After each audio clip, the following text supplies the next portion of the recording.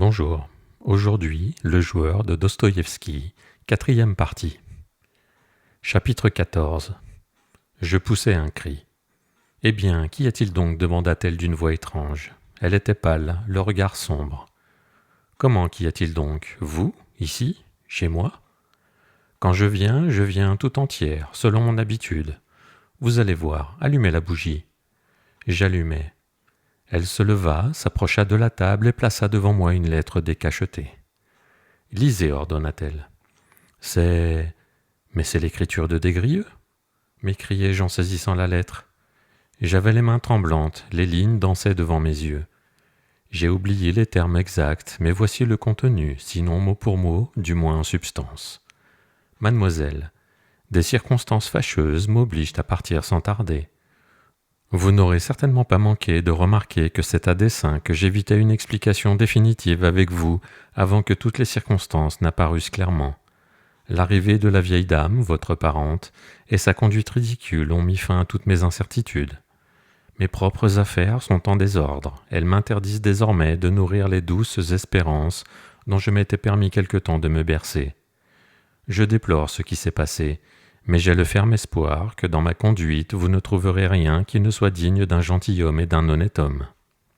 Ayant perdu presque toute ma fortune à régler les dettes de votre beau-père, je me trouve dans la nécessité extrême de mettre à profit ce qui me reste. J'ai déjà fait savoir à mes amis de Pétersbourg qu'ils ont à procéder immédiatement à la vente des biens dont je détiens l'hypothèque.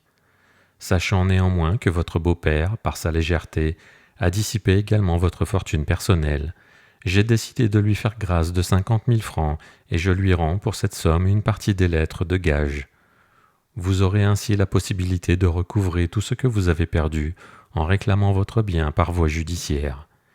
J'espère, mademoiselle, que, dans l'état actuel des choses, mon procédé vous sera en tout point avantageux. J'espère aussi qu'en agissant ainsi, j'accomplis mon devoir d'honnête et de galant homme. Soyez assuré que votre souvenir restera à jamais gravé dans mon cœur. » « Eh bien, c'est parfaitement clair, dis-je à Pauline. « Vous attendiez-vous à autre chose » ajoutai-je avec indignation. « Je n'attendais rien, » répondit-elle avec un calme apparent, mais quelque chose tremblait dans sa voix. Je suis édifié depuis longtemps. Je lisais ses pensées et j'ai appris ce qu'il croyait. Il était persuadé que je cherchais, que j'insisterais. Elle ne finit pas sa phrase et se mordit la lèvre. Exprès, je redoublai de mépris envers lui, reprit-elle. J'attendais ce qu'il allait faire. Si le fameux télégramme annonçant l'héritage était arrivé, je lui aurais flanqué au visage la dette de mon idiot de beau-père, puis je l'aurais chassé. Il y a longtemps, si longtemps que je le hais. Oh, avant c'était un tout autre homme, 1000 fois différent. Et maintenant... Oh, quelle joie ce serait pour moi de lui jeter ces 50 000 francs dans sa face abjecte, de lui cracher dessus, et d'étaler ce crachat sur toute sa figure. Mais cette lettre de gage, cette hypothèque de 50 000 francs, elle est chez le général. Prenez-la et rendez-la à Des Grieux. Oh, ce n'est pas du tout la même chose, du tout. Oui, vous avez raison, ce n'est pas la même chose. Du reste, le général n'est plus bon à rien maintenant. Et la grand-mère, m'écriai-je tout à coup. Pauline me regarda d'un air à la fois distrait et impatient. Quoi, la grand-mère, dit-elle avec humeur. Je ne pense pas aller chez elle. Et je ne veux demander pardon à personne, ajouta-t-elle avec impatience. Que faire alors? Comment avez-vous pu aimer Des Grieux? Oh, le salaud! Voulez-vous que je le tue en duel? Où est-il maintenant? Il est à Francfort, il y passera 3 jours. Un mot de vous et je pars demain par le premier train, m'écriai-je avec un enthousiasme ridicule. Elle se mit à rire. Il pourrait bien vous dire « Rendez-moi les 50 000 francs d'abord. » Et pourquoi se battrait-il avec vous? Quelle absurdité! Comment faire alors? Où prendre ces 50 000 francs, répétai-je en grinçant des dents, comme s'il était possible de les trouver subitement sous mes pieds. Et M. Astley, lui demandai-je. Une idée étrange se formait dans mon esprit. Les yeux de Pauline étincelèrent. « Alors c'est toi qui veux que je te quitte pour rejoindre cet Anglais ?» proféra-t-elle en me perçant de son regard. Elle avait un sourire amer. C'était la première fois de sa vie qu'elle me tutoyait. À ce moment, la tête dut lui tourner d'émotion. Elle s'assit brusquement sur le canapé, comme épuisée. Ce fut un coup de foudre. Je me tenais devant elle et je n'en croyais pas mes yeux ni mes oreilles. Ainsi, elle m'aimait. Elle était venue chez moi et pas chez M. Astley. Elle était venue toute seule dans ma chambre d'hôtel. Elle, une jeune fille, Elle se compromettait publiquement, et moi je restais devant elle et je ne comprenais pas encore. Une idée fantastique jaillit.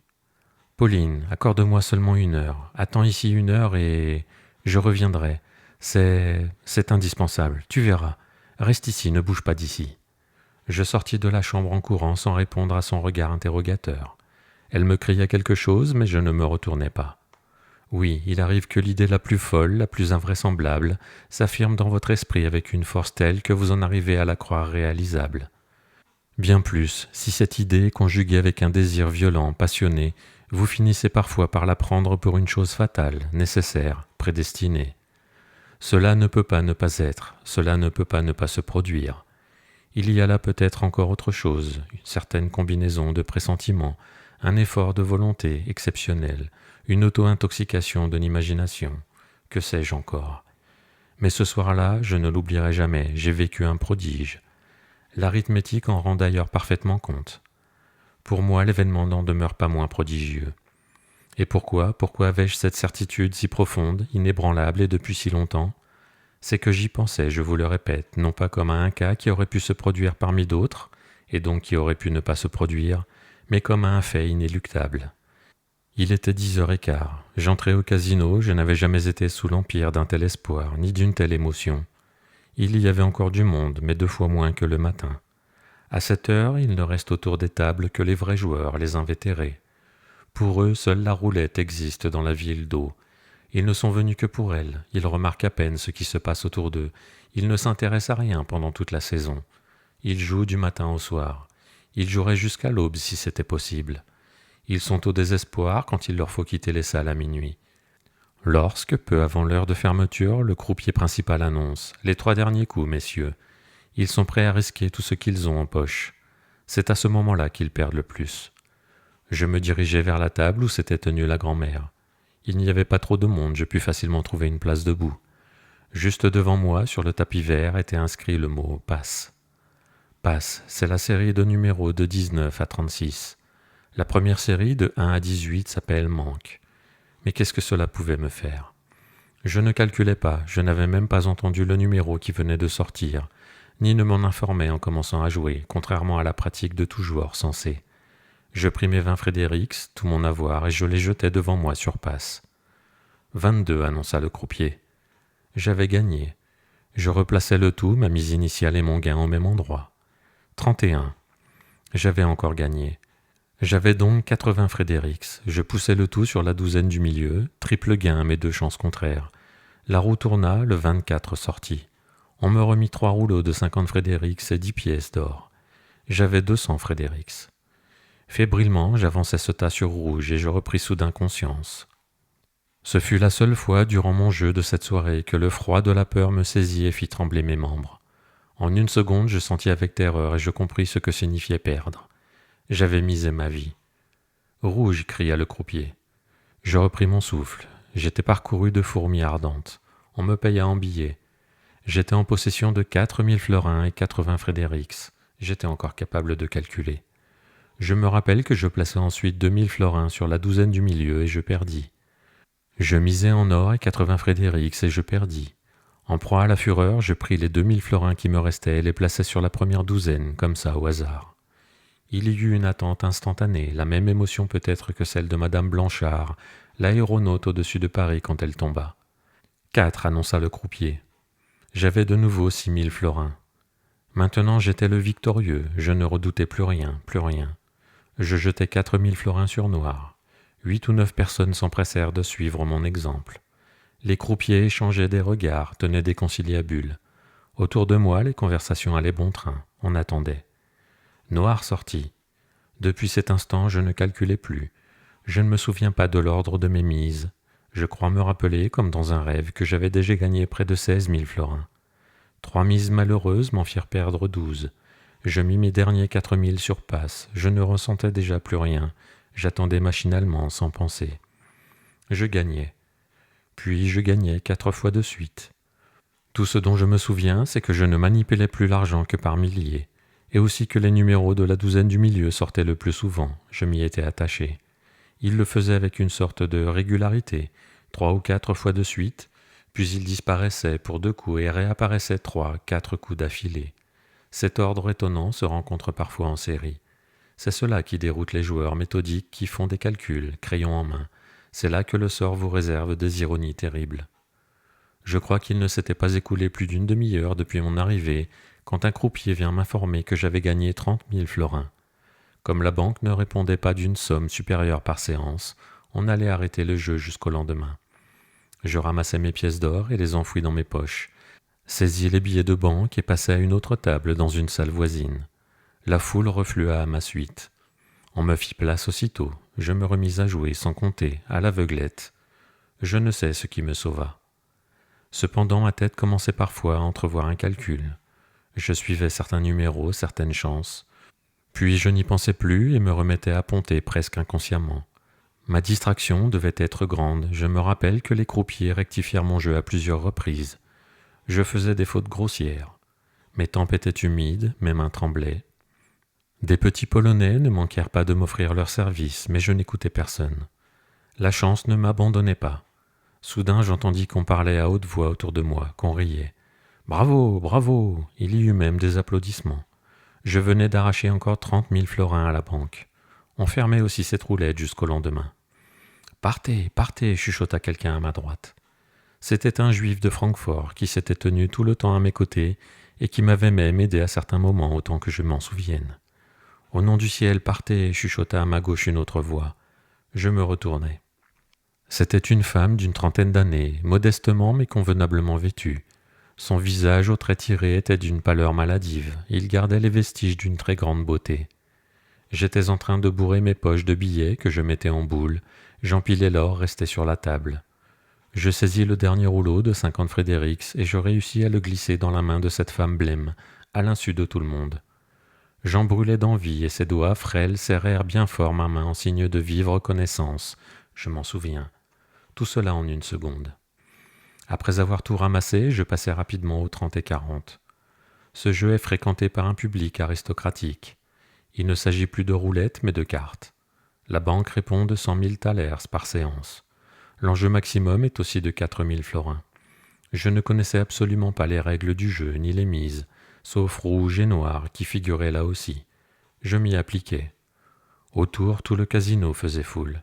Avais-je une seule pensée pour Pauline? Je ne sais.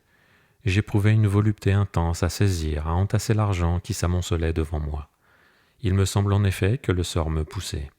Comme un fait exprès, il se passait quelque chose qui n'est d'ailleurs pas rare au jeu. La veine est, par exemple, sur rouge. Elle y reste 10, 15 fois de suite.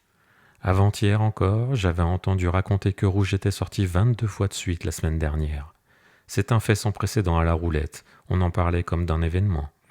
Tout le monde naturellement abandonne rouge aussitôt. Après une dizaine de coups, presque plus personne ne se risque sur cette couleur. Les joueurs expérimentés ne misent pourtant rien non plus sur noir, opposé à rouge. Ils savent pertinemment ce que signifie ce caprice du hasard. Par exemple, il paraît logique que, si le rouge sort 16 fois de suite, le noir sortit la 17e. Les novices se jettent en masse sur noir, doublent, triplent leurs enjeux et perdent lourdement. J'avais noté que rouge avait gagné 7 fois de suite. Par une fantaisie étrange, je lui restais fidèle quand même. Il y avait là, j'en suis persuadé, en grande partie de l'amour-propre. Je voulais étonner la galerie par un risque insensé, et quelle sensation bizarre. Je me rappelle clairement que sans aucun défi de vanité, je fus en proie à une terrible soif du risque. Il se peut qu'après tant de sensations diverses, l'esprit n'en soit pas saturé, mais au contraire qu'il en soit exacerbé et qu'il en exige de nouvelles, de plus violentes jusqu'à l'épuisement. Et je n'invente rien, si les règles avaient autorisé une mise de 50 000 florins, je l'aurais faite. Autour on criait que c'était de la folie, que rouge était sorti 14 fois de suite. « Monsieur a gagné déjà 100 000 florins » dit quelqu'un à côté de moi. Brusquement je repris mes sens. Comment ? J'avais gagné ce soir 100 000 florins ? Mais cela me suffisait amplement. Je me précipitais sur les billets, je les fourrais dans mes poches sans les compter, je ratissais tous mes rouleaux d'or et courus vers la sortie. Pendant que je traversais les salles, les gens riaient en voyant mes poches protubérantes et ma démarche embarrassée par le poids du métal. Je crois qu'il devait y en avoir plus de 20 livres. Des mains étaient tendues, je distribuais l'argent par poignées. 2 juifs m'arrêtèrent à la sortie. « Vous avez de l'audace, beaucoup d'audace, me dirent-ils, mais partez d'ici dès demain matin, sans faute. Partez le plus tôt possible, sinon vous allez tout perdre, tout perdre. Je ne les écoutais pas. L'allée était si sombre que je ne pouvais pas voir mes mains. J'avais quelques 500 mètres à faire jusqu'à l'hôtel. Je n'avais jamais eu peur des voleurs ni des brigands, même quand j'étais petit. Je n'y pensais pas non plus en ce moment. Je ne me souviens pas, à vrai dire, de mes pensées pendant ce trajet. J'avais la tête vide. J'éprouvais seulement un plaisir effrayant, de la réussite, de la victoire, de la puissance. Je ne saurais dire exactement.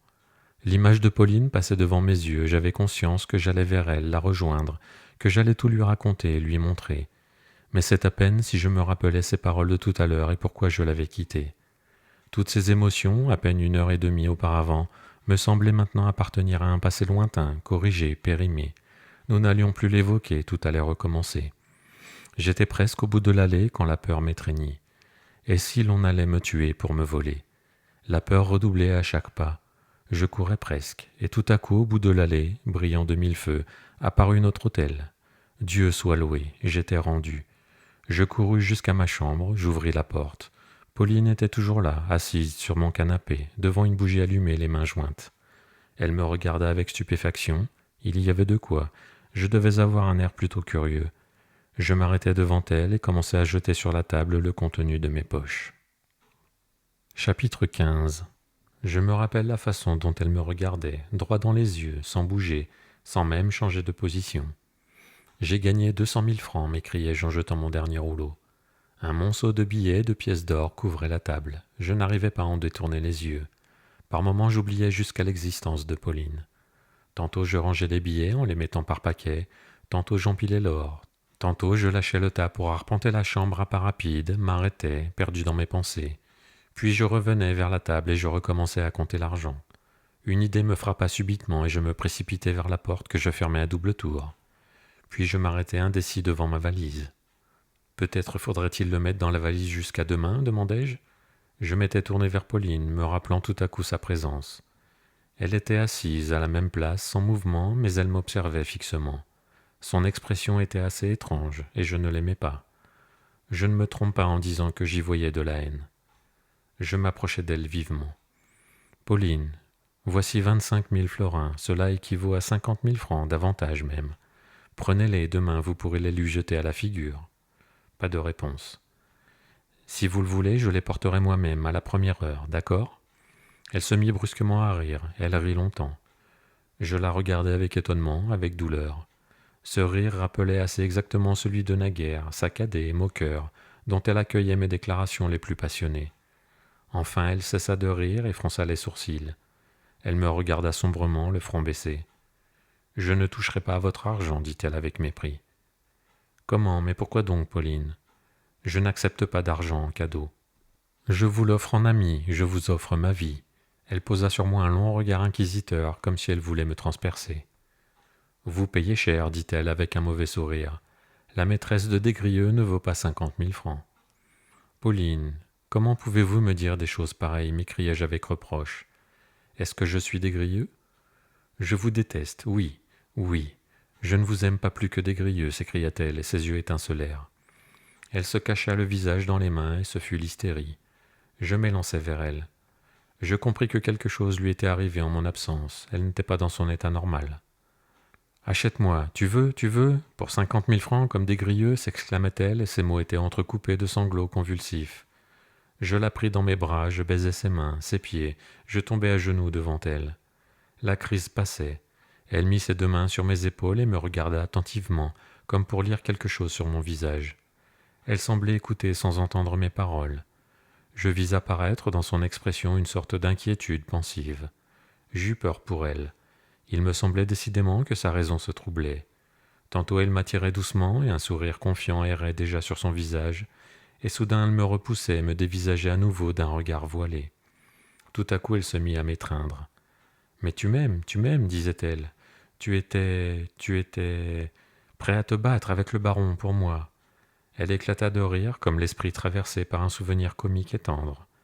Elle pleurait et riait ensemble. Que pouvais-je faire ? J'éprouvais moi-même une sorte de fièvre. Elle se mit à me parler, mais je ne pus presque rien comprendre à ce qu'elle disait. C'était du délire, un bredouillement, comme si elle avait hâte de me raconter quelque chose, interrompu parfois par le rire plus joyeux qui commençait à m'effrayer.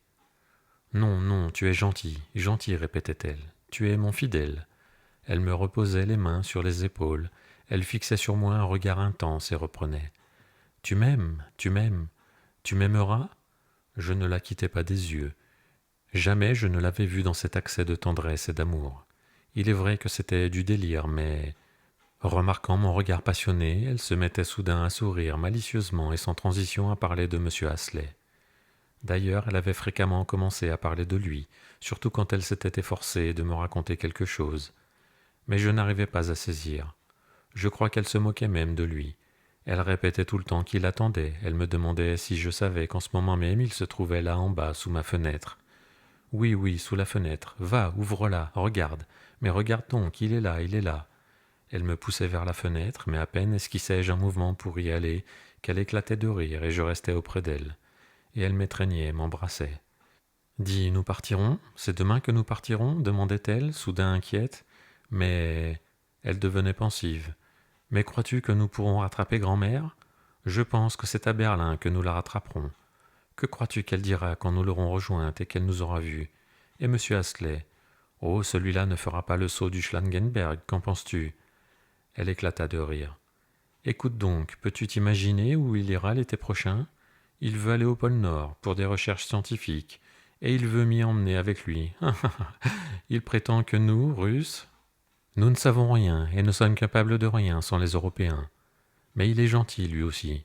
Figure-toi, il comprend le général. Il dit qu'une femme comme Blanche, que la passion, enfin je ne sais plus, répéta-t-elle, comme si elle avait perdu le fil. Les malheureux comme je les plains, et la grand-mère aussi. Écoute, écoute, tu n'allais quand même pas tuer des grieux. Et vraiment, tu pensais vraiment que tu allais le faire? Oh, que tu es bête. Pouvais-tu croire sérieusement que je te permettrais de te battre avec des grieux? Mais tu ne tueras pas non plus le baron, ajouta-t-elle avec un rire subit. Oh, ce que tu étais drôle alors avec le baron. De mon banc, je vous observais tous les deux. Et lorsque je t'ai dit d'y aller, combien tu étais contrarié. Comme j'en ai ri alors, oh, comme j'en ai ri, éclata-t-elle de rire. Et elle se remettait à m'embrasser, à m'étreindre, à presser son visage contre le mien avec tendresse et passion. Je ne pensais plus à rien, je n'entendais plus rien, la tête me tournait. Il était peut-être 7 heures du matin lorsque je repris mes sens. Le soleil éclairait ma chambre. Pauline était assise à côté de moi, le regard éperdu, comme si elle sortait des ténèbres et rassemblait ses souvenirs. Elle venait de se réveiller, elle aussi. Elle regardait fixement la table et l'argent. Ma tête était lourde et douloureuse. Je voulus prendre sa main, elle me repoussa brusquement et sauta du canapé. Le jour qui s'était levé s'annonçait sombre. Il avait plu avant l'aube. Pauline s'approcha de la fenêtre, l'ouvrit, se pencha au dehors. Puis elle appuya les mains sur le rebord et les coudes posés sur la barre. Elle resta immobile quelques minutes sans se retourner et sans écouter ce que je lui disais. Une crainte se glissait dans mon esprit. Qu'allait-il arriver? Comment cela finirait-il? Soudain, elle se redressa, s'approcha de la table, et, me regardant avec infiniment de haine, les lèvres tremblantes de rage, elle me dit « Donne-moi maintenant mes 50 000 francs. » Pauline, ne recommence pas. Aurais-tu changé d'avis par hasard? Ah, tu regrettes déjà ton argent, peut-être. Les 25 000 florins dont j'avais fait une liasse la veille étaient sur la table. Je les lui remis. Ils sont bien à moi maintenant, n'est-ce pas, n'est-ce pas? Demanda-t-elle méchamment, l'argent à la main. Mais ils n'ont jamais cessé d'être à toi, répondis-je. Alors les voilà, tes 50 000 francs. Elle les brandit et me les jeta à la tête. La liasse me frappa durement au visage et s'éparpilla par terre. Pauline s'élança hors de la chambre. À ce moment-là, je le sais, elle n'avait pas sa raison, bien que je ne comprenne pas cette folie passagère. Il est vrai qu'un mois s'est écoulé et qu'elle est encore malade. Quelle fut au demeurant la cause de cet état, de cette sortie surtout? Fierté bafouée? Désespoir d'avoir condescendu à venir me trouver? Lui aurais-je laissé croire par mon attitude que je tirais vanité de mon bonheur et qu'à l'exemple de Desgrieux je voulais effectivement me débarrasser d'elle en lui faisant cadeau de 50 000 francs? Non, il n'en avait pas été ainsi, j'en suis sûr, en mon âme et conscience. Je pense que sa propre vanité y est pour une grande part. Sa vanité lui suggéra de ne pas avoir confiance en moi et de m'offenser, encore que tout cela fût peut-être assez confus dans sa propre tête. Dans ce cas, j'avais naturellement payé pour Desgrieux et j'étais devenu le grand fautif, sans que ma faute fût bien grave. Il est vrai que tout cela n'était que délire. Il est non moins vrai que j'en étais pleinement conscient et que je n'en tins pas compte. Maintenant, elle ne peut pas me le pardonner, peut-être. Oui, maintenant. Mais alors, il y a un mois, son délire et sa maladie ne l'avaient pas ébranlée au point d'oublier ce qu'elle faisait en se rendant chez moi avec la lettre de Desgrieux. Elle savait donc ce qu'elle faisait. Je fourrai pêle-mêle mes billets de banque et mon tas d'or dans le lit que je recouvris, et je sortis 10 minutes après Pauline. J'étais certain qu'elle était rentrée chez elle, et j'avais l'intention de me glisser dans leur antichambre pour demander à la bonne des nouvelles de mademoiselle. Quelle ne fut pas ma surprise d'entendre la gna-gna rencontrer dans l'escalier me dire que Pauline n'était pas encore rentrée et qu'elle-même venait la chercher chez moi. Elle vient de me quitter, lui dis-je, il y a 10 minutes à peine. Où est-elle donc?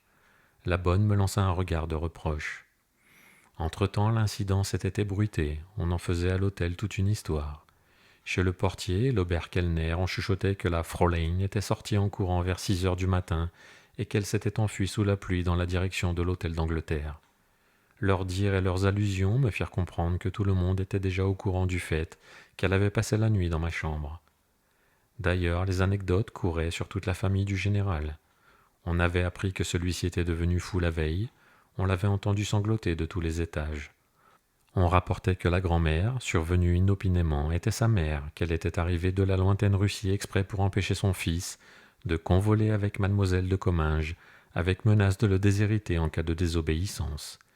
Et comme il avait effectivement refusé de plier, elle avait perdu tout son argent à la roulette exprès, sous ses yeux, afin qu'il ne lui en revint absolument rien. « Diese Russen » répétait l'Oberkellner en secouant la tête, outré. Les autres riaient. L'Oberkellner préparait la note. On savait aussi que j'avais gagné au casino. Karl, mon garçon d'étage, avait été le premier à m'en féliciter. Mais j'avais bien autre chose à faire. Je courus à l'hôtel d'Angleterre. Il était encore tôt, M. Astley ne recevait personne.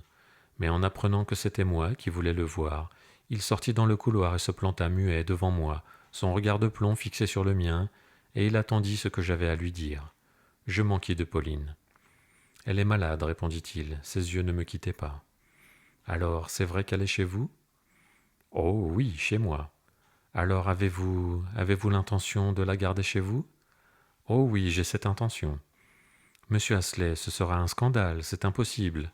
De plus, elle est tout à fait malade, vous ne l'avez peut-être pas remarqué. »« Oh oui, j'ai remarqué, d'ailleurs je vous l'ai dit moi-même, sinon elle n'aurait pas passé la nuit chez vous. Vous savez cela aussi ? » ?»« Je sais cela. Hier, elle se rendait ici et je l'aurais menée chez une de mes parentes. Mais comme elle était malade, elle s'est trompée de chemin, elle est allée chez vous. Imaginez cela. Eh bien, mes compliments, monsieur Astley. Au fait, vous me donnez une idée. Ne seriez-vous pas resté toute la nuit sous notre fenêtre ? Miss Pauline insistait tout le temps pour que j'ouvre la fenêtre et que je regarde pour voir si vous étiez bien là. Et elle riait très fort. Vraiment ? Non, je n'étais pas sous la fenêtre, mais j'attendais dans le couloir et je faisais les 100 pas tout autour. Mais, monsieur Astley, il s'agit de la soigner. Oh oui, j'ai déjà appelé un médecin, et si elle meurt, c'est vous qui m'en répondrez. Je fus stupéfait. De grâce, monsieur Astley, quelles sont donc vos intentions ? Est-ce vrai que vous avez gagné hier 200 000 thalers ? Seulement 100 000 florins. Vous voyez bien, alors partez pour Paris dès ce matin. Pourquoi faire ?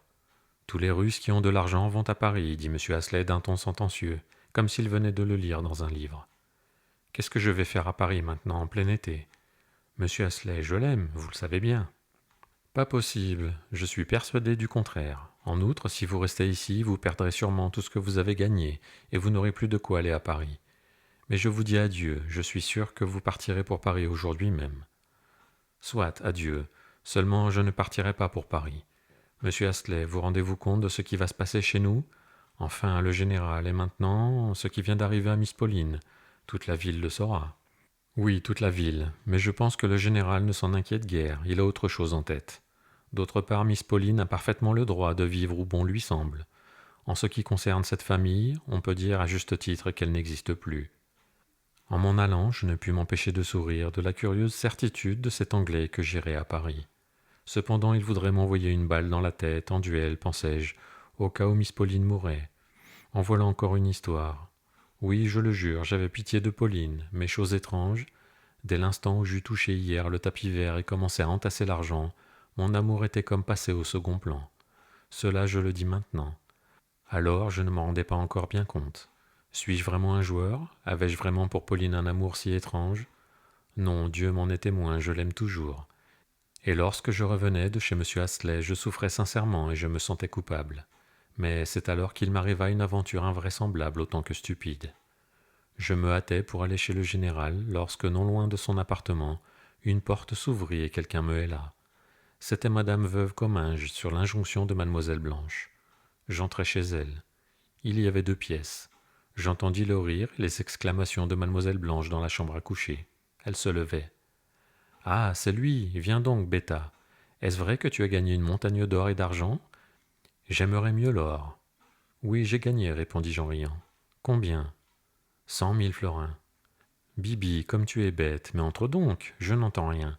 Nous ferons bombance, n'est-ce pas ? J'entrai, elle était étendue sous une couverture de satin rose d'où émergeaient des épaules bronzées, saines, admirables, des épaules de rêve, à peine voilées d'une batiste bordée de dentelles neigeuses, ce qui allait merveilleusement avec sa peau brune. « Mon fils, as-tu du cœur » s'écriait-elle en me voyant, et elle éclata de rire. Son rire était toujours joyeux et parfois même sincère. Tout autre, commençai-je en paraphrasant Corneille. Vois-tu, se mit-elle à bavarder tout à coup, d'abord trouve-moi mes bas, aide-moi à me chausser. Ensuite, si tu n'es pas trop bête, je te prends à Paris. Tu sais, je pars tout de suite. Tout de suite ? Dans une demi-heure. Effectivement, tout était emballé. Ses bagages étaient prêts, le café était servi depuis longtemps. Eh bien, si tu veux, tu verras Paris. Dis donc, qu'est-ce que c'est qu'un Uchitel ? Tu étais bien bête quand tu étais Uchitel. Où donc sont mes bas ? Allons, chausse-moi. Elle sortit un petit pied vraiment adorable, basané, pas du tout déformé, comme le sont trop souvent ces petits pieds qui paraissaient si mignons en bottines. Je me mis à rire et commençai à lui mettre un bas de soie. Cependant mademoiselle Blanche continua à bavarder assise sur son lit. « Eh bien, que feras-tu si je te prends avec moi ? Avant toute chose, je veux 50 000 francs. Tu me les remettras à Francfort. Nous allons à Paris. Là, nous vivrons ensemble et je te ferai voir des étoiles en plein jour. Tu verras des femmes comme tu n'en as encore jamais vues. Écoute. Attends un peu, ainsi je vais te donner comme ça 50 000 francs, et que va-t-il me rester ? Et les 150 000 francs que tu oublies. De plus, je suis d'accord pour vivre chez toi 1 mois, 2 mois, que sais-je. Bien entendu, en 2 mois, nous les aurons dépensés, ces 150 000 francs. Tu vois, je suis bon enfant et je te préviens à l'avance, mais tu verras des étoiles. Comment, on aura tout dépensé en 2 mois ? Et alors, on dirait que ça t'épouvante. Ah, vil esclave. Mais comprends donc qu'1 mois de cette vie vaut mieux que ton existence tout entière. Oui, 1 mois, et après, le déluge. Mais tu ne peux pas comprendre. Va, va-t'en, va-t'en. Tu n'es pas à la hauteur. Aïe, que fais-tu ? J'étais en train de tirer l'autre bas. Je ne pus résister, j'embrassai son pied. Elle me l'arracha et m'en donna quelques petits coups au visage. Enfin, elle me mit à la porte. « Eh bien, mon Uchitel, je t'attends si tu veux. Je pars dans 1 quart d'heure, me cria-t-elle alors que je sortais de la chambre. J'avais le vertige quand je rentrais chez moi. Qui pouvais-je ? Eh bien, ce n'était pas ma faute si Pauline m'avait jeté l'alias de billets à la figure et si elle avait donné la préférence à M. Astley, pas plus tard qu'hier. Il y avait encore par terre quelques billets de banque éparpillés. Je les ramassai. À cet instant, la porte s'ouvrit et parut l'Oberkellner en personne. Auparavant, il ne daignait même pas me regarder. Est-ce que je désirais déménager en bas, dans le superbe appartement que le comte V venait de quitter ? Je restai un moment à réfléchir. « La note, m'écriai-je, je pars dans 10 minutes. »« Paris ? Va pour Paris, me dis-je, le sort l'aura voulu. » 1 quart d'heure plus tard, en effet, nous étions installés tous les 3, mademoiselle Blanche, madame Veuve Comminges et moi-même, dans un compartiment réservé. Mademoiselle Blanche était malade de rire en me contemplant. La veuve Comminges faisait chorus. Dire que j'étais gai serait exagéré, ma vie était à un tournant décisif. Mais n'avais-je pas pris l'habitude depuis la veille de risquer le tout pour le tout ? Il est peut-être vrai que je n'avais pas tenu le coup et que l'argent m'avait tourné la tête. Peut-être, je ne demandais pas mieux. J'avais l'impression que pour un temps, mais pour un temps seulement, le décor changeait. Dans 1 mois, je serais de retour, et alors à nous deux, monsieur Astley. Non, je me le rappelle maintenant, j'étais triste alors, bien que nous rions à qui mieux, avec cette petite sotte de Blanche.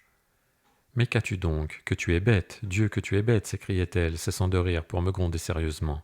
« Mais oui, nous les jetterons par la fenêtre, tes 200 000 francs, mais au moins tu seras heureux comme un petit roi.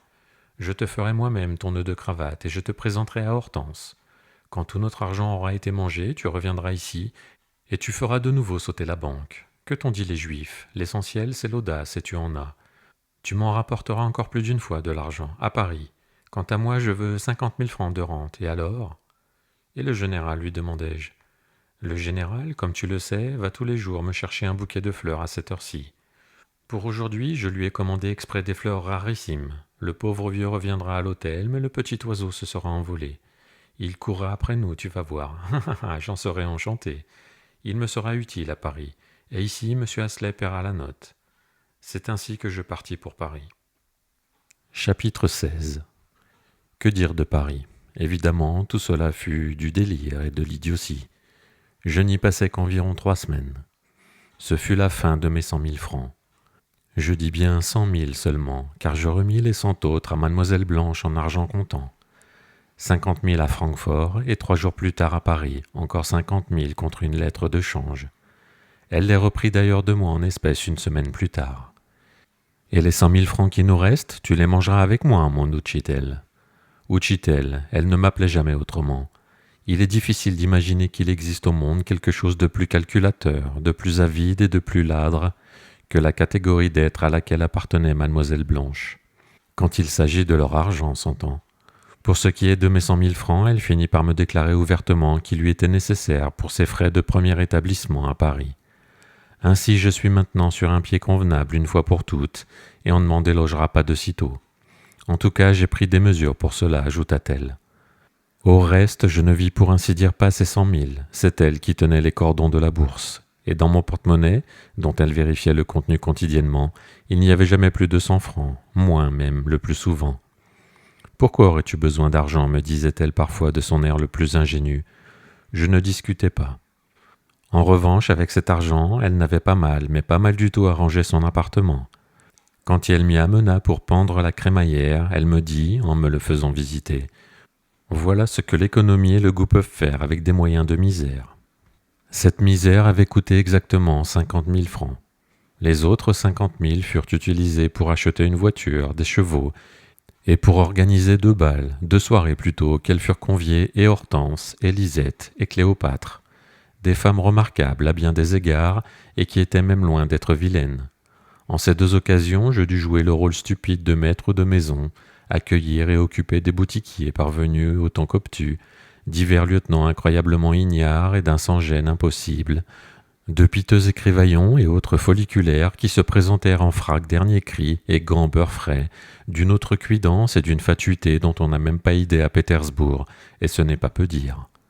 Il leur prit même la fantaisie de me ridiculiser, mais je me grisais au champagne et restais affalé dans une pièce éloignée. Tout cela me dégoûtait au plus haut point.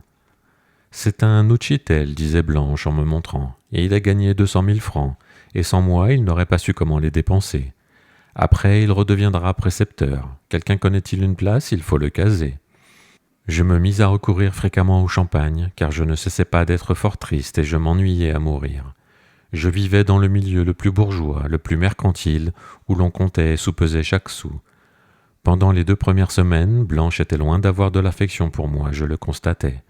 Il est vrai qu'elle m'avait commandé des vêtements très élégants et qu'elle faisait chaque jour le nœud de ma cravate. Mais au fond, elle me méprisait cordialement. Je n'y faisais pas la moindre attention. Morne et plein d'ennui, je me rendais habituellement au château des Fleurs, où je me saoulais régulièrement en apprenant le cancan, que l'on y dansait très médiocrement. Par la suite, j'acquis même là une certaine célébrité. Blanche finit par y voir clair. Elle avait une idée préconçue de ma personne. Elle se figurait que, tant que durerait notre vie en commun, je la suivrais partout, pas à pas, crayon et papier en main, en tenant toujours le compte de ce qu'elle avait dépensé, de ce qu'elle avait volé, de ce qu'elle allait dépenser, de ce qu'elle allait voler. Elle était naturellement persuadée que nous allions nous livrer une bataille en règle pour chaque pièce de 10 francs. À chacune de mes offensives supputées, elle avait mis au point, en temps utile, une riposte. Au début, ne voyant pointer aucune attaque, elle contre-attaquait quand même. Elle se lançait parfois à corps perdu, mais comme je me taisais, affalée le plus souvent sur un canapé, dans une immobilité totale, les yeux au plafond, elle finit par s'en étonner. Elle crut d'abord que j'étais tout simplement idiot, un Uchitel. Elle interrompait alors ses arguments, elle devait penser. Il est bête, inutile de lui donner des idées s'il est incapable de comprendre. Alors elle sortait pour revenir au bout de 10 minutes. Cela se passait lors de ses plus folles dépenses, tout à fait au-dessus de nos moyens. Par exemple, elle changea d'équipage et acheta une paire de chevaux pour 16 000 francs. « Alors, Bibi, tu n'es pas fâchée » venait-elle me dire. « Non, tu m'embêtes » répliquai-je en la repoussant de la main. Cela était si curieux qu'elle s'assit aussitôt à côté de moi. Vois-tu, si je me suis décidé à débourser une telle somme, c'est que c'était une occasion. On pourra toujours les revendre 20 000 francs. Mais oui, ce sont des chevaux superbes. Te voilà en possession d'un fameux équipage. Cela te sera fort utile, et en voilà assez. Alors tu n'es pas fâché? Pourquoi cela? C'est astucieux de ta part de te prémunir de certaines choses indispensables. Tu auras besoin de tout cela plus tard. Je comprends fort bien que tu sois obligé de te mettre sur un grand pied, sinon tu n'auras jamais ton million. Nos 100 000 francs ne sont qu'un début, une goutte d'eau dans la mer. Blanche, qui ne s'attendait à rien moins qu'à des cris et des remontrances, tombait des nues. Alors voilà le genre de type que tu es. Mais tu as l'esprit pour comprendre. Sais-tu, mon garçon, tu as beau être un Uchitel, tu es sûrement né prince. Vraiment, tu ne regrettes pas trop que notre argent fonde rapidement? Mais non, qu'il aille plus vite. Mais sais-tu, mais dis donc, serais-tu riche par hasard? Mais sais-tu, tu maîtrises par trop l'argent. Qu'est-ce que tu feras après, dis donc? Après, j'irai à Hombourg et je gagnerai encore 100 000 francs. Oui, c'est cela, c'est magnifique. Tu gagneras sûrement, je le sais, et tu m'apporteras ton gain. Dis donc, mais tu t'y prends si bien que je vais me mettre à t'aimer pour de bon. Eh bien, puisque tu es comme ça, je m'en vais t'aimer pendant tout le temps qui nous reste à passer ensemble, sans te faire d'infidélité.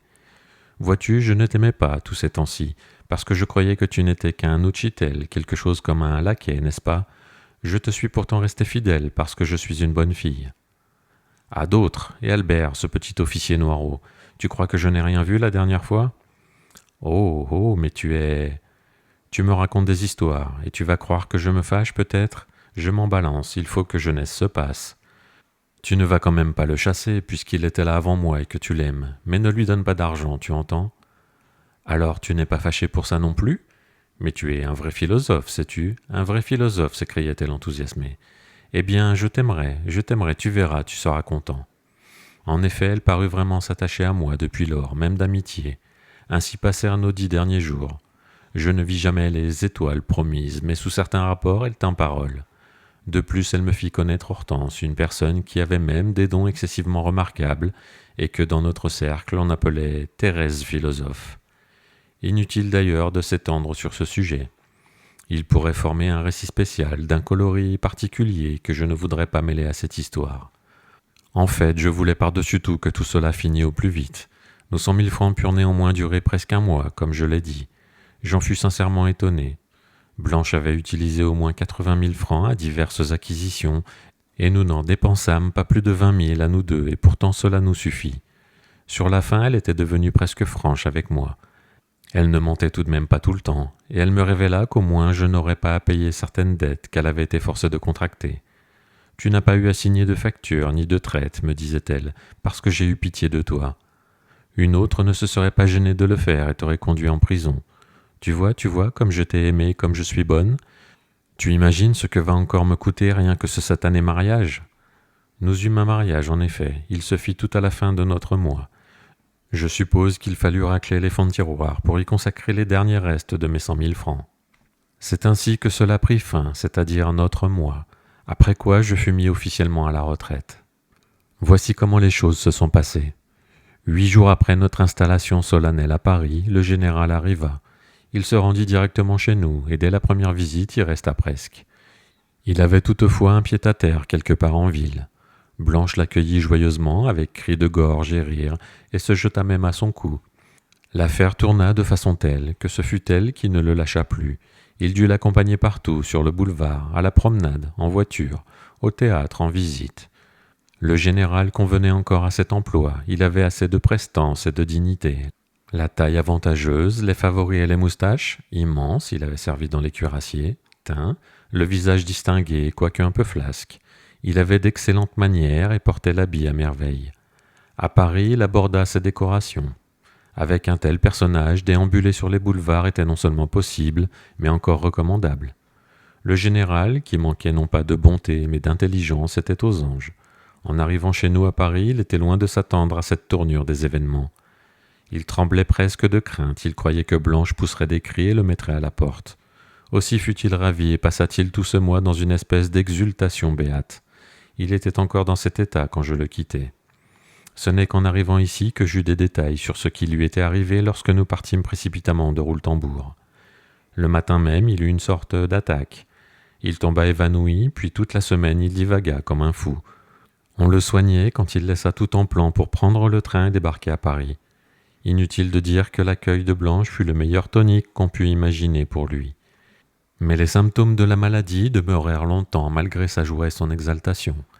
Il ne pouvait plus du tout raisonner, ni même suivre une conversation tant soit peu sérieuse. Il accompagnait alors chaque mot d'un « en hochant la tête. Il s'en tirait ainsi. Souvent il riait, mais d'un rire nerveux, maladif, saccadé. Il lui arrivait encore de rester assis des heures entières, sombre comme la nuit, fronçant ses sourcils épais. La mémoire lui faisait même défaut dans bien des cas. Il était devenu distrait jusqu'à l'incohérence. Il avait pris l'habitude de parler tout seul. Seule Blanche pouvait l'égayer. D'ailleurs, ses accès d'humeur morose, quand il se tenait renfermé dans un coin, signifiaient simplement qu'il n'avait pas vu Blanche depuis longtemps, ou que celle-ci était sortie sans le prendre, ou qu'elle l'avait quitté sans un mot affectueux. Il n'aurait pu dire lui-même ce qu'il désirait, et il ignorait qu'il était en pleine mélancolie. Si Blanche partait toute la journée, probablement chez Albert, je l'ai observé une fois ou deux, le général restait assis une heure entière, puis le voilà qui tourne la tête, qui s'agite, qui regarde de tous côtés, comme s'il essayait de se souvenir de quelque chose, comme s'il cherchait quelqu'un. Mais ne voyant personne et n'arrivant pas à se rappeler ce qu'il voulait demander, il retombe dans sa torpeur jusqu'à ce que Blanche rentre subitement, gaie, vive, parée avec son rire sonore. Elle courait vers lui et se mettait à le houspiller et même à l'embrasser, faveur rare d'ailleurs. Une fois, il fut si heureux de la revoir qu'il en pleura à mon ébahissement. Dès qu'il fut parmi nous, Blanche se fit l'avocat de sa cause devant moi. Elle donna même dans l'éloquence. Elle me rappela que c'était pour moi qu'elle l'avait trompé, qu'elle était pour ainsi dire sa fiancée, qu'elle s'était promise à lui, qu'il avait abandonné sa famille à cause d'elle, enfin que j'avais été à son service et que je devais en tenir compte. Bref, comment n'avais-je pas honte? Je restais muet comme une carpe tandis qu'elle continuait sa logorée. Finalement, j'éclatai de rire. Nous en restâmes là, c'est-à-dire qu'elle me prit d'abord pour un imbécile, pour en arriver à la conclusion que j'étais un excellent homme et très accommodant. En un mot, vers la fin de mon séjour, j'eus l'heure de mériter les meilleures dispositions de cette digne demoiselle. Blanche était en effet une excellente fille, dans son genre, bien entendu. Je m'étais trompé d'appréciation au départ. « Tu es un homme intelligent, tu es bon, me disait-elle dans les derniers temps. Et seulement, c'est bien dommage que tu sois si bête. Tu ne me feras jamais, jamais fortune. » Un vrai Russe, un kalmouk. À plusieurs reprises, elle m'envoya promener le général à travers les rues de Paris, tel un valet, la levrette de sa patronne. Cependant, je l'emmenais aussi au théâtre, au bal, ma bille, au restaurant. Blanche octroyait de l'argent pour ces occasions, bien que le général eût le sien. Il était ravi de sortir son portefeuille en public. Un jour, je dus presque employer la force pour l'empêcher d'acheter une broche de 700 francs dont il s'était entiché au Palais Royal et dont il voulait absolument faire cadeau à Blanche. Qu'aurait-elle fait d'une broche de 700 francs? Le général ne possédait pas plus de 1000 francs pour tout potage. Je n'ai jamais pu en découvrir l'origine. Monsieur Astley probablement, d'autant plus qu'il avait réglé leur note d'hôtel. Quant à l'idée que le général pouvait se faire de moi pendant toute cette période, j'incline à croire qu'il ne soupçonnait même pas mes rapports avec Blanche. Bien qu'il eût vaguement entendu dire que j'étais chez elle comme une sorte de secrétaire particulier, peut-être même comme domestique. De toute façon, il continuait à me traiter du haut de sa grandeur, à la générale.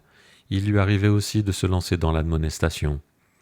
Un matin que nous étions en train de prendre notre petit déjeuner, il nous fit bien rire, Blanche et moi.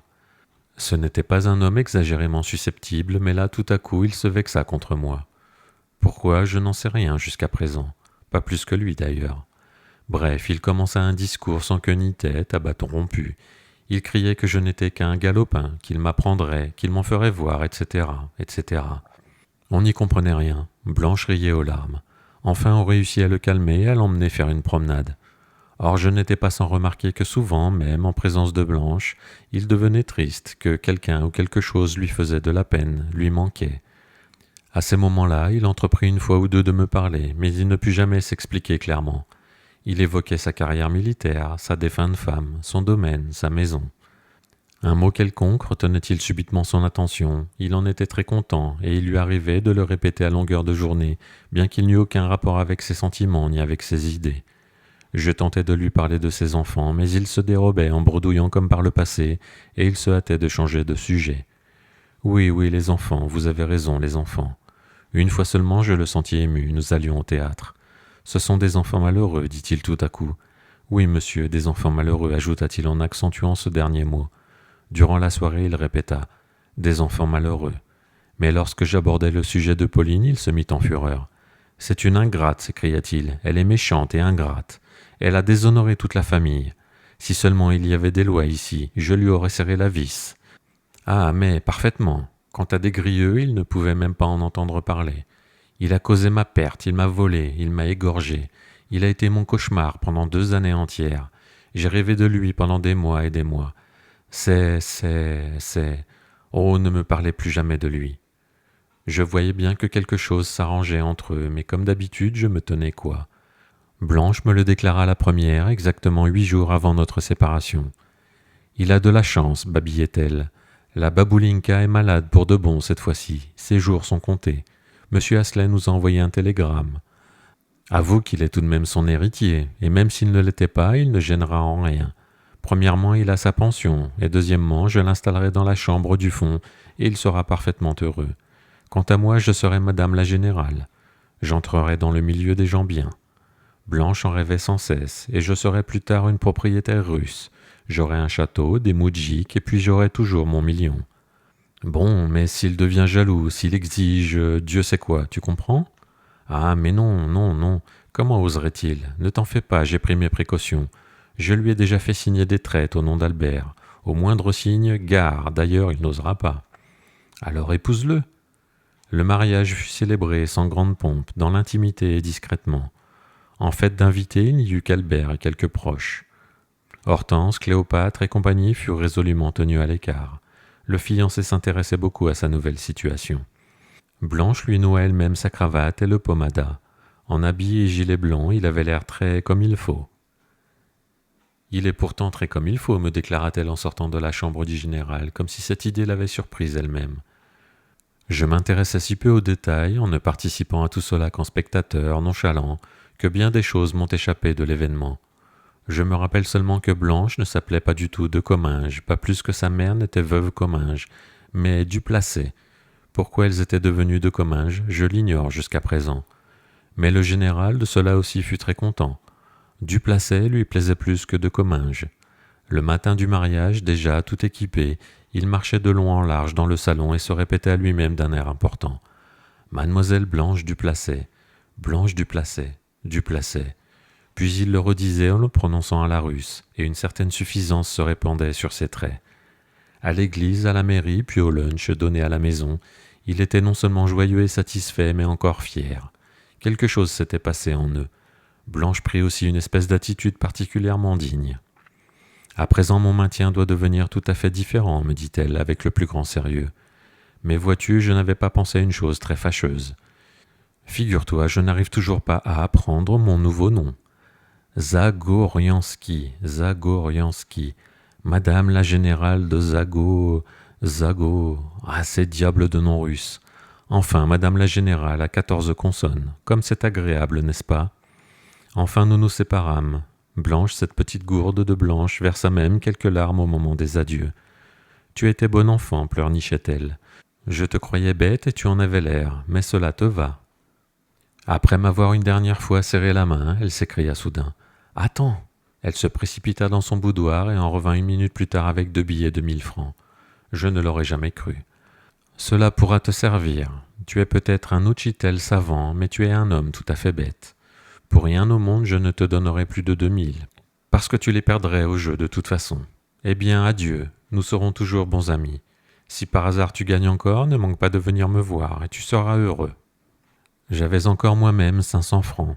En outre, j'ai une superbe montre qui en vaut 1000, des boutons de manchette en diamant, de menus objets. Je peux encore tenir le coup assez longtemps, sans aucun souci. C'est à dessein que je me suis installé dans cette petite ville. Je me prépare et surtout j'attends monsieur Asselet. J'ai appris de source sûre qu'il sera de passage ici pour affaires pendant 24 heures. Je serai informé de tout, et après, direction Hambourg. Je n'irai pas à Rouletambourg, ou alors l'année prochaine. On prétend en effet qu'il est de mauvais augure de tenter la chance 2 fois de suite à la même table. Et puis à Hombourg, c'est le vrai jeu. Chapitre 17. Voilà 1 an et 8 mois que je n'ai pas touché à ces notes. Ce n'est que maintenant, en proie à la mélancolie et au chagrin, que je les ai relues machinalement pour me changer les idées. Ainsi j'en étais resté à ce projet de départ pour Hombourg. Mon Dieu, avec quelle insouciance relative d'ailleurs j'écrivais alors ces dernières lignes. C'est-à-dire pas exactement avec insouciance, mais plutôt avec quelle assurance, avec quel espoir inébranlable. Doutais-je le moins du monde de moi? Et voilà que plus d'1 an et demi s'est écoulé, et je crois être devenu pire qu'un mendiant. Et quoi, un mendiant, je m'en fiche de la mendicité. Mais je me suis perdu. D'ailleurs, presque aucune comparaison n'est valable, et il est parfaitement inutile de se faire de la morale. Il n'y a plus rien de ridicule que la morale en un moment pareil. Ô gens satisfaits, avec quelle fière suffisance ces bavards sont tout disposés à proclamer leur sentence. S'ils savaient à quel point je comprends moi-même toute l'ignominie de ma situation actuelle, leur langue ne tournerait certes pas dans leur bouche pour me faire la leçon. Et que pourraient-ils me dire que je ne sache déjà? Il s'agit bien de cela. Ce qui importe, c'est que la roue fait un tour et tout change. Alors ces mêmes moralistes, je n'en doute pas un instant, seront les premiers à venir me féliciter avec des plaisanteries amicales, et ils ne se détourneront pas de moi comme ils le font maintenant. Mais qu'ils aillent tous au diable. Que suis-je maintenant? Zéro. Que puis-je être demain? Demain, je peux ressusciter d'entre les morts et recommencer à vivre. C'est l'homme en moi que je peux retrouver, tant qu'il n'est pas perdu encore. Oui, je me suis alors rendu à Hombourg, mais ensuite je suis revenu à Rouletambourg, je suis allé à Spa. J'ai même été à Bade, comme valet de chambre du conseiller Hinze, une canaille et mon précédent maître ici. Oui, j'ai été laquais 5 mois entiers. Cela aussitôt après la prison, car j'ai aussi fait de la prison à Rouletambourg pour une dette contractée ici.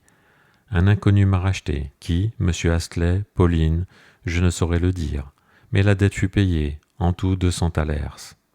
Et je recouvrai ma liberté. Où aller? C'est ainsi que j'entrai au service de ce Hinze. C'est un homme jeune, versatile et qui aime paresser. Moi je parle et j'écris 3 langues. J'entrai d'abord chez lui en vague qualité de secrétaire, à 30 florins par mois. Je finis par être un laquais authentique. Le Hinze n'avait plus les moyens de se payer un secrétaire, il diminua mes gages. Je ne savais pas où aller, je restais, ainsi je me fis moi-même domestique. J'avais toujours faim et soif à son service, mais je réussis à mettre de côté 70 florins. Un soir à Bade, je vins lui déclarer que je désirais le quitter, et je me rendis le même soir à la Roulette. Oh, comme mon cœur battait! Non, ce n'était pas à l'argent que je tenais. Je voulais seulement que le lendemain, tous ces Hinze, tous ces Oberkellner, tous ces splendides badoises, que tous ils parlassent de moi, qu'ils se racontassent mon histoire, qu'ils fussent étonnés par moi, qu'ils me couvrissent de louanges, et qu'ils admirassent mon nouveau succès. Ce n'était que rêve et préoccupation d'enfant, mais sait-on jamais? Peut-être aurais-je rencontré aussi Pauline, lui aurais-je parlé, et elle aurait constaté que j'étais au-dessus de ces absurdes poussées du sort. Oh non, ce n'est pas à l'argent que je tiens. Je suis sûr que je l'aurais encore jeté par la fenêtre pour une blanche quelconque, et que j'aurais de nouveau roulé 3 semaines à Paris avec un attelage de mes propres chevaux à 16 000 francs. Je sais bien que je ne suis pas avare. Je crois même que je suis prodigue. Et cependant, avec quel tremblement, quelle angoisse, j'écoute les annonces du croupier. 31, rouge, impair et passe. Ou bien 4, noir, pair et manque. Avec quelle avidité je regarde le tapis où sont répandus Louis d'or, Frédérix et Thalers. Les piles d'or que le râteau du croupier éparpille en amas ardents comme de la braise, les colonnes d'argent longues d'une toise, couchées autour de la roue. Dès que j'approche de la roulette, je puis encore en être séparé par d'autres salles, au seul tintement des pièces qui s'entrechoquent en roulant, je suis presque en transe. Oui, ce fut aussi un soir remarquable, celui où j'apportais mes 70 florins à la table de jeu. Je commence avec 10 florins et de nouveau par passe. J'ai une prédilection pour passe. Je perdis. Il me restait 60 florins d'argent. Je réfléchis et me décidai pour 0. Je misais 5 florins à chaque coup. Au 3e, le 0 sortit. En recevant mes 175 florins, je faillis mourir de joie. Lorsque j'en avais gagné 100 000, je n'avais pas été aussi heureux. Je plaçais immédiatement 100 florins sur rouge et gagnais. Je laissais les 200 sur rouge, je gagnais. Je poussais les 400 sur noir, je gagnais. Au total des 800 sur manque, je gagnais. Avec l'argent que j'avais de mon premier gain, cela faisait 1700 florins en moins de 5 minutes. En vérité, à de pareils moments, on oublie tous les échecs antérieurs.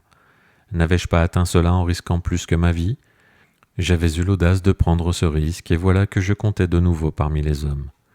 Je pris une chambre à l'hôtel, je m'y enfermai et je restai là à compter mon argent jusque vers 3 heures du matin. Quand je me réveillai, je n'étais plus un laquais. Je décidai de revenir le jour même à Hombourg. Je n'y avais pas servi comme domestique, ni été en prison. Une demi-heure avant le départ de mon train, je me rendis au casino pour y faire 2 mises, pas plus.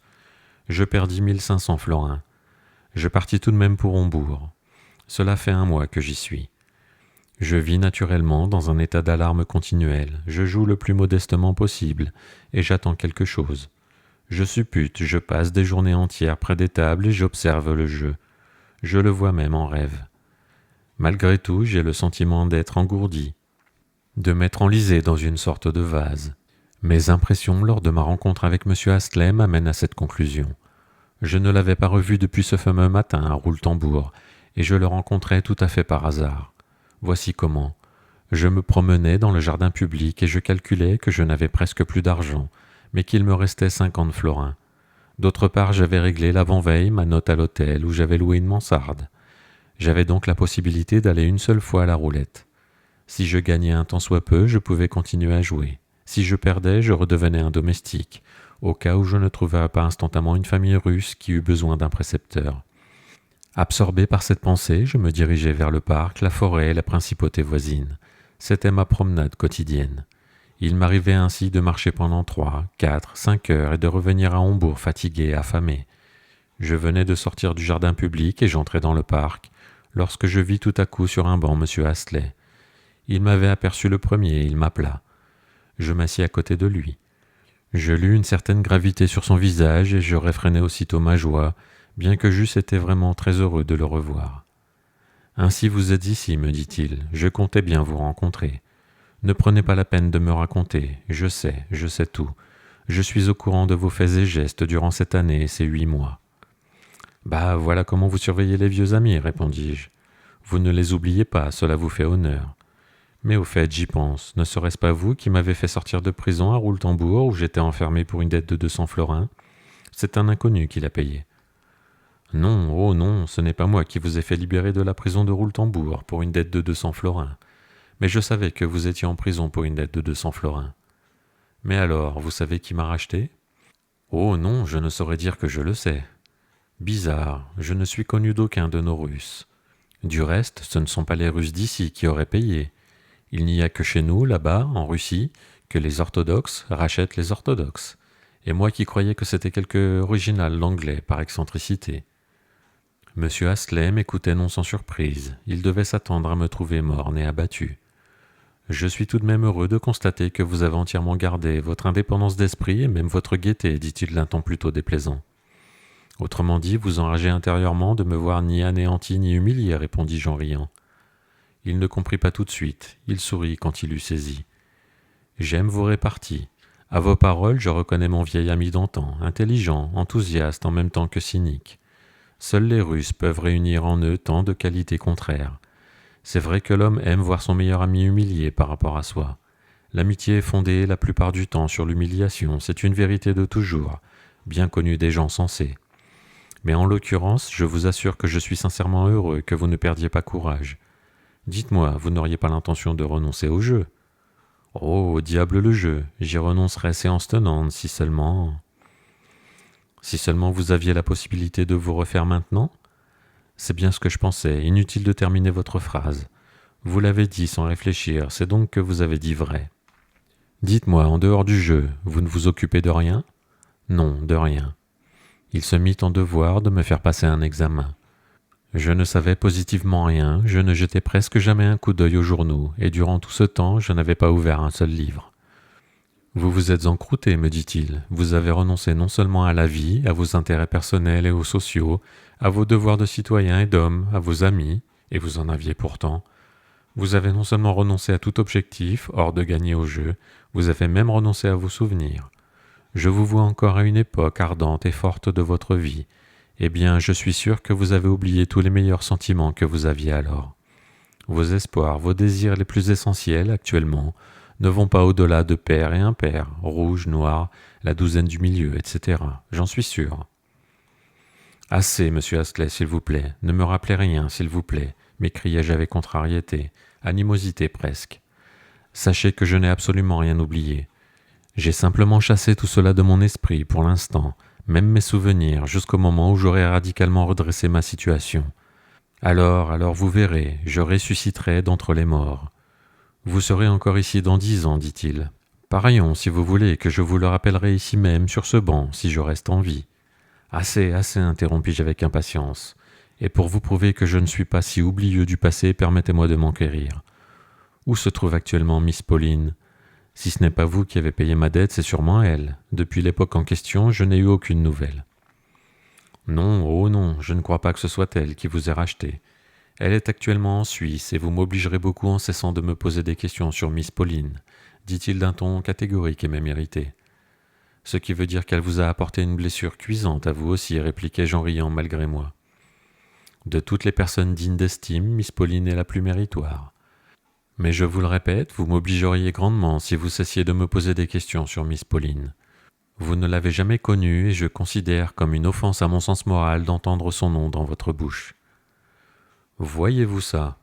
D'ailleurs, vous avez tort. De quoi d'autre pourrais-je parler avec vous ? Jugez-en vous-même. C'est cela qui forme tous nos souvenirs. Du reste, n'ayez aucune crainte, je n'ai que faire de vos affaires intimes et secrètes. Je ne m'intéresse qu'à la position pour ainsi dire extérieure de Miss Pauline. Je voudrais simplement savoir dans quel état, dans quelles circonstances elle se trouve actuellement. Vous pourriez me le dire en 2 mots. À votre aise, à condition de nous en arrêter à ces 2 mots-là. Miss Pauline a longtemps été malade, elle l'est encore. Elle est restée pendant un certain temps dans le nord de l'Angleterre avec ma mère et ma sœur. Il y a 6 mois, sa grand-mère, cette vieille excentrique, vous vous en souvenez, est décédée en lui léguant à elle personnellement 7000 livres sterling. Miss Pauline voyage actuellement avec la famille de ma sœur qui s'est mariée. La situation de ses jeunes frères et sœurs a également été assurée par le testament. Ils font leurs études à Londres. Le général son beau-père est mort à Paris il y a 1 mois d'une attaque d'apoplexie. Mademoiselle Blanche l'a bien traité, mais elle a réussi à faire transférer à son nom tout ce qui lui revenait de legs.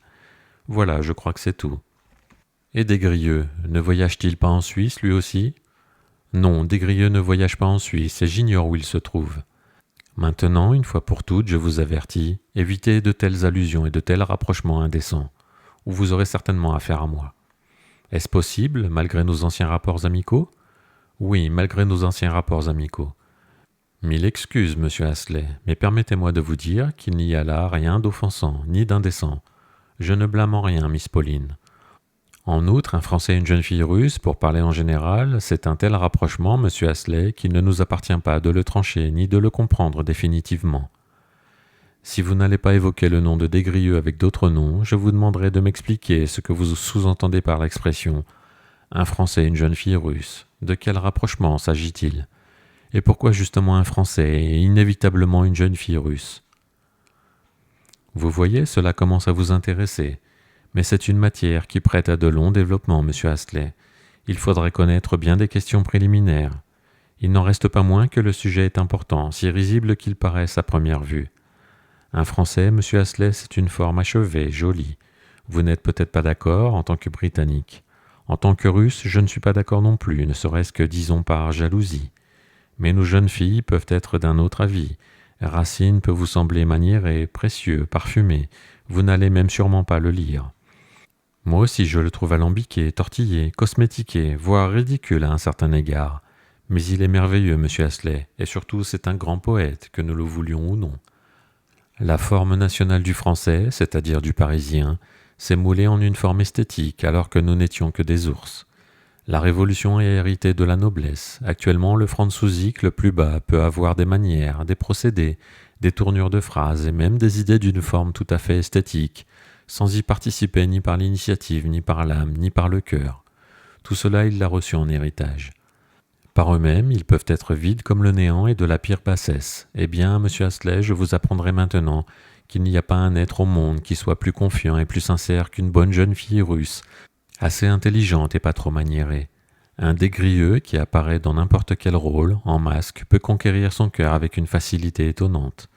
Il possède une forme esthétique, monsieur Astley, et la jeune fille la prend pour sa propre âme à lui, pour la forme naturelle de son esprit et de son cœur, et non pour la défroque dont il a hérité. Je dois vous avouer à votre grand déplaisir que les Anglais sont pour la plupart raides et inesthétiques. Or les Russes savent assez bien discerner la beauté et ils y sont très sensibles. Mais pour distinguer la beauté de l'âme et de la personnalité, il faut incomparablement plus d'indépendance et de liberté que n'en ont nos femmes, et a fortiori nos jeunes filles. Et il faut en tout cas beaucoup plus d'expérience. À Miss Pauline, pardon, son nom m'a échappé, je ne saurais le reprendre. À Miss Pauline, il faudra un temps très, très long pour vous préférer à une canaille comme des Grieux. Elle saura apprécier vos mérites, elle deviendra une amie, elle vous ouvrira tout son cœur, mais le maître de ce cœur sera quand même cet individu odieux, ce méchant petit usurier de Desgrieux. Et cet état de choses va même durer, par simple entêtement pour ainsi dire, et par amour-propre. Parce que ce même Desgrieux lui est apparu un beau jour sous l'auréole d'un marquis élégant, d'un libéral désabusé qui s'était ruiné, soi-disant, en se portant au secours de sa famille et de cet écervelé de général. Tout ce manège fut révélé par la suite en plein jour, mais cela ne fait rien. Donnez-lui quand même son nom Desgrieux d'alors, voilà ce qu'elle veut. Et plus elle est le Desgrieux actuel, plus elle se languit de celui d'antan, bien qu'il n'eût jamais existé que dans son imagination. Monsieur Astley, vous êtes sucrier ? Oui, je suis actionnaire des fameuses raffineries Lowell et compagnie. Vous voyez bien, monsieur Astley, un sucrier d'une part et l'Apollon du Belvédère de l'autre. Cela ne va pas très bien ensemble. Et moi je ne suis même pas un sucrier, je ne suis qu'un petit joueur de roulette. J'ai même été valet de chambre, circonstance que Miss Pauline ne doit sûrement pas ignorer, car sa police me semble très bien faite. Vous êtes aigri, c'est pour cela que vous me racontez toutes ces balivernes, dit froidement M. Astley, après un instant de réflexion. De plus, vos paroles manquent d'originalité. D'accord, mais ce qu'il y a d'affreux, mon noble ami, c'est que si démodée, si éculée, si vaudevillesque qu'elle soit, toutes ces accusations sont vraies. Vous et moi, nous ne sommes tout de même arrivés à rien. Quelle absurdité infâme, parce que, sachez-le donc, s'exclama M. Astley, la voix tremblante, les yeux ardents. Sachez, homme ingrat et indigne, mesquin et malheureux, sachez que je suis venu ici, à Hombourg, exprès sur sa demande, pour vous voir, pour vous parler longuement, à cœur ouvert, et pour lui transmettre tout ce qui vous concerne, vos sentiments, vos pensées, vos espoirs, et vos souvenirs. Est-ce possible ? Est-ce possible ? M'écriai-je, et mes larmes coulèrent à flots. Je ne pus les retenir. C'était, je crois, la première fois de ma vie. Oui, malheureux, elle vous aimait. Je puis vous le révéler parce que vous êtes un homme fini. Et même si je vous disais qu'elle vous aime encore, jusqu'à présent, vous resterez ici malgré tout. Oui, vous êtes perdu. Vous aviez des dons, une nature éveillée. Il y avait du bon en vous. Vous auriez même pu être utile à votre patrie, qui a un grand besoin d'hommes. Mais vous ne bougerez plus d'ici, et votre vie est terminée. Je ne vous accuse pas. À mon avis, tous les Russes sont comme cela, ou tendent à l'être. Si ce n'est la roulette, c'est autre chose, dans le même genre. Trop rares sont les exceptions. Vous n'êtes pas le premier à ne pas comprendre ce que c'est le travail. Je ne parle pas de votre peuple. La roulette est un jeu russe par excellence. Jusqu'à présent, vous êtes resté honnête et vous avez préféré la domesticité au vol. Mais je frémis en pensant à ce qui peut arriver dans l'avenir. En voilà, assez, adieu. Vous avez naturellement besoin d'argent. Voici 10 louis, prenez-les de ma part. Je ne vous en donnerai pas plus parce que vous les perdrez de toute manière. Prenez-les, adieu, mais prenez-les donc. Non, monsieur Astley, après tout ce qui vient d'être dit. Prenez, cria-t-il, je suis persuadé que vous avez encore de la noblesse. Je vous les donne comme peut le faire un ami, un vrai ami. Si je pouvais être sûr que vous allez abandonner sur le champ le jeu et Hombourg, que vous allez rentrer dans votre pays, je serais prêt à vous donner tout de suite 1000 livres pour commencer une nouvelle carrière. Or je vous donne non pas 1000 livres, mais seulement 10 louis, précisément parce que 1000 livres ou 10 louis pour vous, à l'heure actuelle, c'est tout comme, au jeu vous perdrez l'un comme l'autre. Prenez ces 10 louis et adieu. Je le ferai si vous me permettez de vous embrasser en signe d'adieu. Oh, mais avec plaisir. Nous nous embrassâmes cordialement, M. Astley s'en fut. Non, il n'a pas raison.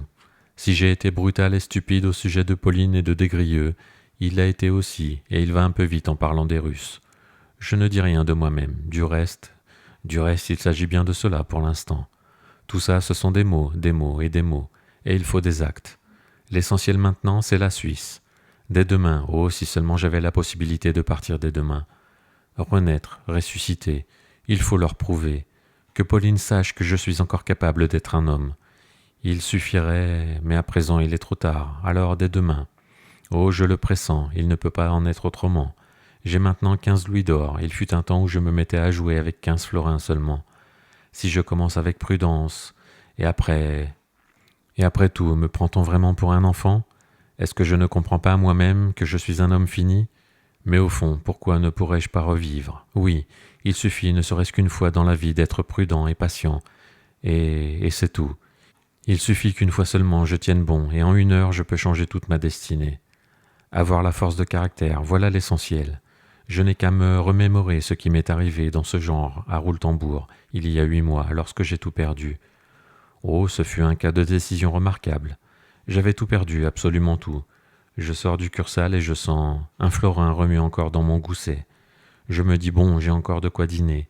Mais après une centaine de pas, je me ravise et je rebrousse chemin. Je place ce florin sur manque. Cette fois, c'était le tour du manque. En vérité, c'est vraiment quelque chose d'unique que de se sentir seul à l'étranger, loin de sa patrie, de ses amis, de ne pas savoir si l'on va manger aujourd'hui et de miser son tout dernier florin.